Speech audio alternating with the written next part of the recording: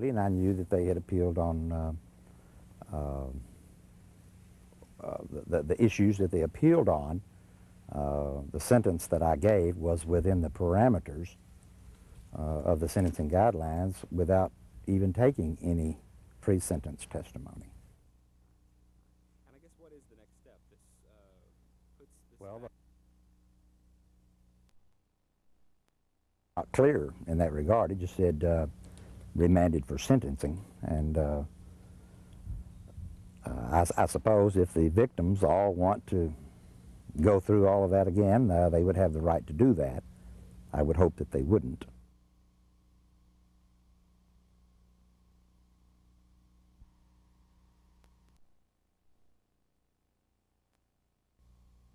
Mr. Wallace, you want to say anything? Not at this time. February 4th, 1998, Jack Walls had little to say. He'd just been sentenced to 4 life terms plus 80 years in prison. He pled guilty to raping 5 young boys, a no-contest plea on a 6th.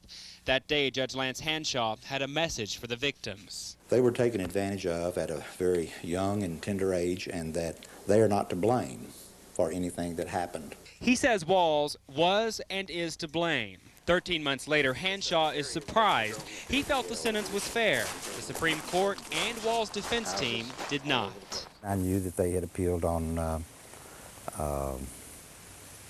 the issues that they appealed on. Those issues dealt with many aspects of this case, including this man, Heath Stocks. He was one of Walls' young victims. Years later, Stocks pled guilty to killing his family. The Supreme Court justices said statements concerning the murder case should have been kept quiet, not admitted, while sentencing Walls.